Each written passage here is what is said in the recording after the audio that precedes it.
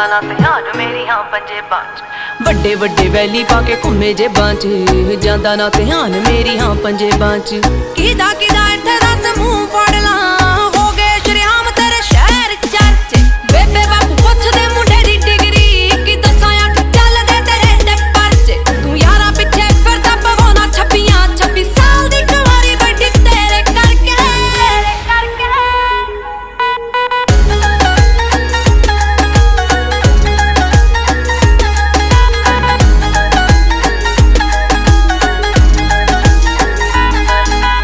ਸਮਝੀ ਨਾ ਭੋਲੀ ਮੈਨੂੰ ਸਭ ਪਤਾ ਏ, ਕਿੱਥੇ ਕਿੱਥੇ ਹੋ ਜਾਂਦੇ ਹੋ ਗੈਪ ਵੇ ਆਏ ਮੇਰੇ